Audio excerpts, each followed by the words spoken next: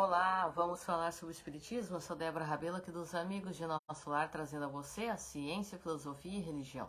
Desde já, convido você a conhecer este canal, youtube.com/amigos de Nosso Lar, clicar no sininho, dar seu like, comentar os vídeos, me ajudar a divulgar este canal de luz. Trago a você o 6º capítulo do livro Trilhas da Libertação, de Manuel Filomeno de Miranda, pelo médium Divaldo Pereira Franco. Capítulo este chamado O Desafio. Se você não assistiu os vídeos anteriores deste estudo, convido você a estar assistindo através da playlist, assim como os demais estudos que realizamos no canal, certo? Então, nos diz a palavra de Manuel Filomeno de Miranda. O médium Davi procurou concentrar-se, tentando entrar em sintonia com um amigo desencarnado.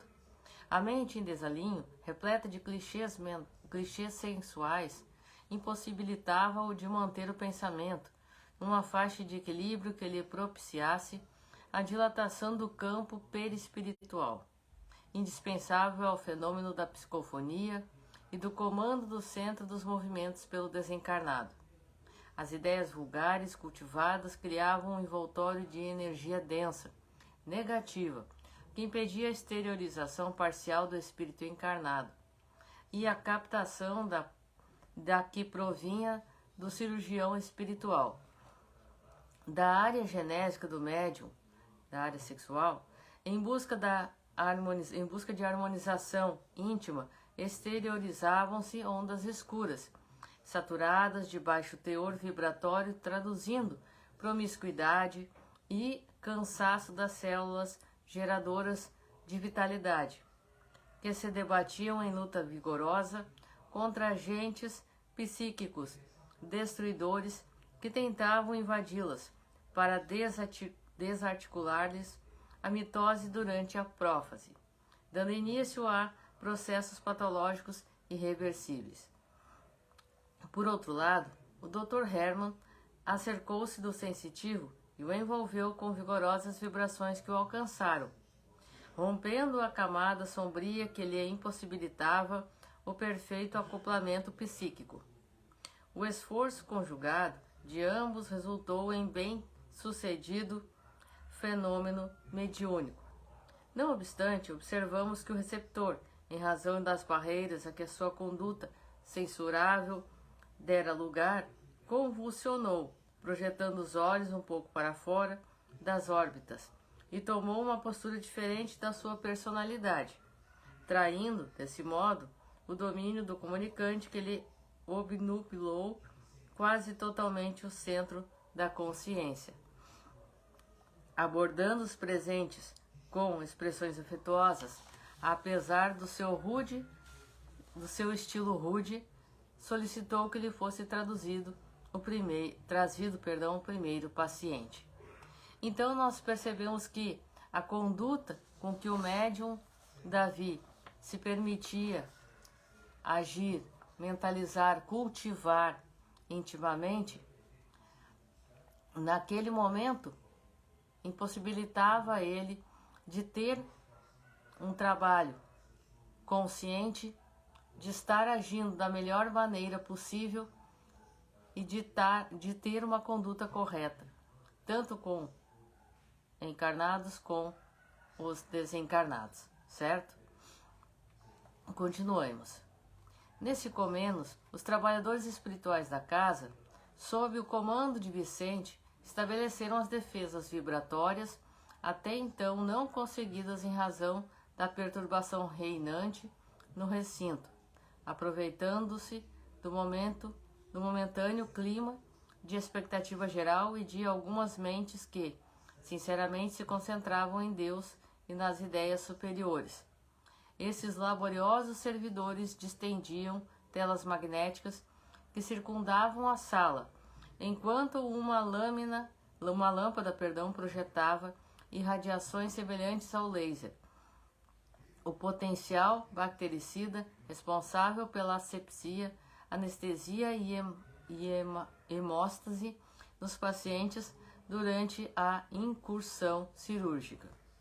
Simultaneamente, outros espíritos que haviam sido médicos na Terra acercaram-se do cirurgião-chefe, responsabilizando-se por diferentes especialidades, já que o Dr. Hermann preferia operar as neoplasias, especialmente as de caráter maligno, ainda sem metástases, o que lhe facultava dar largas à presunção, apresentando ruidosos espetáculos que divertiam a clientela e perturbavam alguns facultativos convidados ou que, curiosos, acorriam para acompanhar-lhe as demonstrações.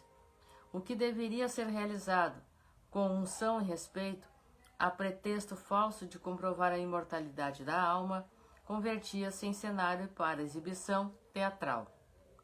A primeira paciente era portadora de uma pequena tumoração da mama, displasia, que a afligia sobremaneira. Atemorizada pelos resultados da tomografia e do aconselhamento médico para a pequena cirurgia, acreditava-se ludibriada, receando tratar-se de um câncer, havendo recorrido, por isso, ao auxílio espiritual. A pobre tremia, vitimada por acentuado desequilíbrio nervoso, e notava-se-lhe a face e os olhos congestionados por efeito das últimas noites mal dormidas e do choro contínuo. Mandando-a deitar-se na mesa de curativos, ora transformada em cirúrgica, o Dr. Hermann pediu à auxiliar que desembaraçasse até a paciente da blusa e sutiã, tocando-a à região afetada.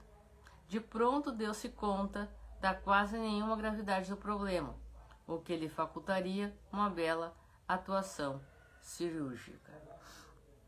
Então, todos esses cuidados, nós percebemos em todos eles que a espiritualidade demonstra como muitas vezes as pessoas chegam carentes e necessitadas em termos muito graves, muitas vezes com problemas seríssimos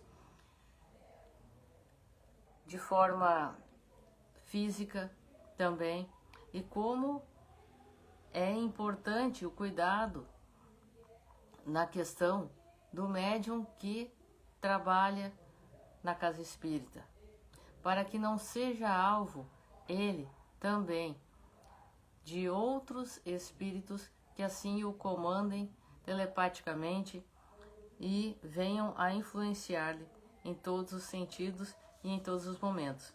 E aqui eles trazem o caso de uma paciente, então, com sérios problemas, né, de um câncer de mama, né? E continua a espiritualidade nos dizendo: tomando de uma lâmpada e sem desinfetá-la, começou o trabalho que se nos afigurava hábil e grotesco, em face da introdução dos dedos com o objetivo de separar os tecidos que envolviam o nódulo displásico. Ante o temor da senhora, exortava rudemente a fé em Deus e nele, conseguindo em poucos minutos extirpar o pequeno tumor. Exibindo-o, informou que se poderia fazer o estudo patológico e se constataria a presença das células cancerosas. Ato contínuo, atirou-o a um recipiente reservado à coleta das peças extraídas. Uniu as bordas da incisão, da qual não brotava sangue, colou o esparadrapo, enfaixou com gaze a operada e, todos sorrisos diante da aclamação geral, mandou-a retirar-se, convocando o outro paciente. O novo paciente era portador de uma catarata, que lhe começava à vista esquerda, tal a dimensão que assumira. Assistido por jovem, médico oftalmologista desencarnado e membro da equipe, fez a remoção da película opacificada e colocou um chumaço de algodão preso por esparadrapo sobre o olho, recomendando o curativo para 3 dias depois. Desfilaram quase 80 pacientes, diferindo em pouco os problemas que os afligiam. A maioria trazia perturbações psicossomáticas, enquanto alguns outros portavam enfermidades diversas. Não obstante, não fora realizada cirurgia alguma, de grande porte ou em órgãos essenciais e de difícil acesso. Embora tal incursão fosse possível, eram somente tentames que provocavam mais pasmo do que renovação moral, ajudando a propaganda dos efeitos. O amigo Vicente, percebendo-me a complexidade e as mudas interrogações, com discrição e respeito veio-me em socorro. Então aqui a espiritualidade vem nos chamar a atenção nestes casos que não havia o cuidado necessário que o médium deveria ter. Tornava-se mais uma exibição do que uma restauração da saúde. Porque a maioria dos problemas, como eles falam ali, eram espirituais somados e trazendo consequências ao corpo físico. E com isso, não tinha a reforma íntima por parte daqueles que estavam doentes. Não havia sua transformação moral necessária. Simplesmente era arrancado o mal físico, mas não era extirpado a origem que estava numa transformação necessária espiritualmente e moralmente. Certo? E continua a espiritualidade dizendo: o nosso Dr. Hermann disse com certa melancolia: poderia realizar um trabalho precioso em favor do próximo, imprimindo dignidade ao fenômeno mediúnico e à imortalidade da alma. Afim, moralmente, como um instrumento de que se utiliza quando constata um grave problema de saúde que não pode resolver, apela para a informação de que se trata de karma e o paciente deve recorrer à medicina terrestre. Como se não o fossem todos os fenômenos afligentes que procedem do passado remoto ou próximo. Certamente, a função da mediunidade não é de promover curas, como arbitrariamente supõem e pretendem alguns desconhecedores da missão do Espiritismo na Terra. Fossem eles vinculados à doutrina, e seria incompreensível tal comportamento. Entretanto, em uma sociedade espírita, a tarefa principal é a da iluminação da consciência ante a realidade da vida, seus afins, sua melhor maneira de agir, preparando os indivíduos para a libertação do jugo da ignorância, a grande geradora de males incontáveis. Apesar disso, o amor de Deus permite que nós, também os desencarnados, procuremos auxiliar as criaturas humanas quando enfermas, sem nos entregarmos à injustificável competição com os médicos terrenos, fazendo crer que tudo podemos. Silenciou por breves minutos e logo prosseguiu.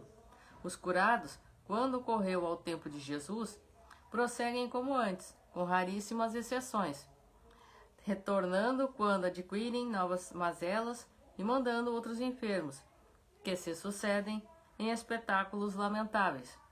Não cuidam de remover as causas morais das suas doenças mediante a adoção de uma conduta correta, de um trabalho fraternal de socorro, de educação pessoal, de modo que possam entender os fundamentos da vida e, transformados interiormente, contribuam em favor de uma sociedade mais justa e mais feliz. Então aqui a espiritualidade nos explica que o principal caráter da doutrina espírita, da mediunidade, é a transformação moral, é o melhoramento através deste desenvolvimento de um para com o outro, é o estender a mão, é a mediunidade com Jesus, é o perdão, é a libertação, é esta nossa renovação e reforma íntima. E não um show aos olhos vistos de fenômenos espirituais e por aí vai, como infelizmente muitas pessoas pensam ser. Por isso a necessidade do estudo e do conhecimento, e não sermos cegos guiando cegos ou cegos guiados por outros cegos. Certo? Por isso que ele fala que a maioria daqueles curados por Jesus novamente se tornaram doentes depois, alguns, a maioria, porque não houve a sua transformação. Eles não se reformaram intimamente. E prossegue a espiritualidade. Somente quando o homem assumir suas culpas, delas reabilitando-se, suas responsabilidades aplicando-as numa vivência correta, sua consciência agindo com equilíbrio, é que ocorrerá a sua integração plena na vida com saúde e paz, utilizando-se dos mecanismos escapistas a que se aferra e escamoteando o dever, apenas logra adiar o enfrentamento com os problemas que gera, com as dores que desencadeia, portanto, consigo próprio. Ninguém se evade indefinidamente da sua realidade. Buscamos auxiliar estes labores que foram instalados em nossa casa à nossa revelia. Porque os necessitados, embora ignoremos os problemas reais que os tipificam, para treinarmos paciência e caridade, acreditamos, porém, que, em face da conduta do pobre médium, em breve teremos esses serviços interrompidos, quando então retornaremos às bases do compromisso que ficou esquecido. Permanecemos em reflexões profundas, constatando a excelência e a oportunidade dos argumentos do amigo, considerando, sobretudo, a transitoriedade do corpo, que sempre está sujeito a alterações que decorrem da sua conduta frágil e complexa, invariavelmente vítima da condução irregular que lhe impõe o espírito reencarnado. O homem-espírito é um ser eterno, e as suas experiências no corpo constituem-lhe metodologia para a aprendizagem dos valores elevados e fixação deles no imo.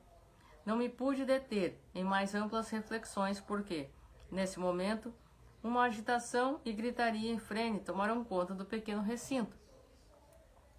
Tratava-se de uma senhora de parcos recursos econômicos, visivelmente mediunizada em largo processo de obsessão que vinha trazida à força por vários homens simples e bulhentos. Então aqui ele mais uma vez frisa as nossas responsabilidades, a nossa necessidade de mudança e de contribuição assim neste sentido, que muitas vezes após o desencarne é que nos confrontamos com esta realidade, com esta necessidade e com a conduta que temos. E aí a consciência é que nos cobra. Nós temos na consciência o certo e o errado, como nos diz a questão 621 do Livro dos Espíritos, quando Kardec pergunta à espiritualidade, onde estão escritas as leis de Deus? E a espiritualidade nos diz, na consciência. Quando fugimos da nossa consciência, durante toda a encarnação, fechamos os olhos e os ouvidos físicos, ao desencarnarmos, voltarmos ao mundo espiritual, nós nos confrontamos com esta realidade que não podemos fugir, não podemos evitar, e aí temos que assumir os nossos erros, assumir as consequências dos nossos atos, e aí vem muitas vezes a culpa, o remorso e a dor, certo? Então, nos diz a espiritualidade, o suor lhes escorria em báteras, traduzindo o esforço de que se viam objeto. A aturdida, desgrenhada, com os olhos um tanto fora das órbitas, as mãos crispadas, a boca em rictos de crueldade, pálida e anêmica pela demorada vampirização que padecia, quando foi atirada na direção do Dr. Hermann, gargalhou zombeteira. Eu o conheço, charlatão, gritou com voz estentórica. Percebi que os dois desencarnados viram-se sem a necessidade do instrumento ocular dos médiuns.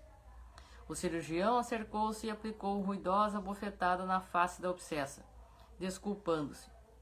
Trata-se de um episódio histérico e este é o melhor recurso disponível no momento. Notei que as pessoas estavam estarrecidas e receosas. O obsessor, indiferente ao golpe que a sensitiva sofreu, sem o temor, voltou à carga explodindo. Venho desmascará-lo e demonstrar que você não tem força para afastar-me daqui. Eu o conheço, por isso impedi que a trouxessem antes. E, ao aquecer agora, resolvi enfrentá-lo.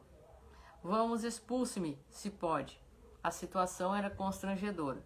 Irritado, o médico solicitou a uma das auxiliares que lhe trouxesse determinado medicamento com alta dose sonífera e, amargando revolta após recebê-lo, aplicou-o no músculo da enferma espiritual. Contava com os resultados favoráveis, o que não aconteceu, porquanto o adversário blasonou. Eu consigo neutralizar a ação da droga. e ela não ficará entorpecida. Foi então que o aturdido cirurgião impôs aos auxiliares: retirem essa louca daqui e mandem-na interná-la para sonoterapia. A sua alienação necessita de tratamento prolongado, o que não pode ser feito em tais circunstâncias neste local. A sofredora era literalmente arrastada por brutamontes e conduzida para fora do recinto, enquanto seu agressor espiritual gargalhava. Todos se encontravam desagradavelmente surpresos. Dr. Hermann, porém, dava mostras de hábil histrião. Passou a desviar a preocupação dos presentes, provocando riso e colocando o lamentável incidente em espetáculo secundário. Algum tempo depois, o espetáculo estava encerrado e as pessoas retornaram aos seus lares. Dr. Carneiro de Campos, então, o Dr. Carneiro de Campos propôs-nos, então, acompanhar o médium. Aqui nós percebemos, então, quando ele fala de um caso de vampirização, um caso extremamente grave de obsessão. A vítima, no caso, teoricamente, porque quando existem esses casos de obsessão, existe uma ligação, anteriormente, de reencarnações anteriores, uma ligação que justifica esta obsessão, e também ela tinha as suas fraquezas, ela tinha as suas portas e janelas abertas espirituais que fizeram com que encontrasse meios de a imobilizar espiritualmente, vamos dizer assim, para que ele tivesse campo para agir. E esta obsessão, ela não acontece da noite para o dia, este processo grave de obsessão. Ele é lento, às vezes pode ser até um pouco mais rápido, mas ele é dia a dia. Ele não explode por completo, todo de uma vez só. Então, aos poucos ele foi agindo e ela foi cedendo, não mudando, não se reformando intimamente. E cada vez mais este espírito foi encontrando nela espaço para agir. Claro, não entrando no seu corpo, dois espíritos não vão ocupar o mesmo corpo. Ele estava acoplado, estava junto a ela, comandando o seu perispírito, tomando conta do seu corpo físico. E dessa maneira ela agia e reagia tal qual o seu comando. E então, quando o médium então esbofeteia esta senhora, ele apenas faz na pessoa física. Por quê? Porque o espírito não sente isto. E o espírito se divertia com a ação e reação da pessoa que sofreu a bofetada, da pessoa que se colocava em ridículo agindo daquela forma e das outras pessoas presentes. Para ele tudo era uma diversão. E como o médium não tinha moralmente condições de demonstrar superioridade, nem amor, e nem tinha uma conduta mínima que pudesse fazer jus e frente àquele espírito, ele dizia: me tire daqui se for capaz, porque ele não aceitava aos comandos e atitudes e ações daquele médium, muito menos reconhecia nele respeito e moral que permitissem ele ser dominado e aceitar a sua dominação, vamos dizer assim, a sua desobsessão, e que ali ele não poderia fazer o que quisesse, pelo contrário. E se ali permitido foi a sua entrada, era para chamar a atenção também do médium a necessidade da sua mudança e da sua transformação, e que a sua conduta deveria ser outra. Então, oremos mais, vigiemos mais os fatos que nos acontecem dia a dia, para que não sejamos vítimas de nós mesmos e não sejamos presas fáceis, assim por dizer, certo? Então este foi o capítulo número 6 do livro Trilhas da Libertação. Convido você a continuar assistindo os vídeos, os anteriores e também os nossos estudos aqui no canal, certo? Eu sou Débora Rabelo, um forte abraço para você, que os bons espíritos te guiem, Jesus te abençoe e até a próxima.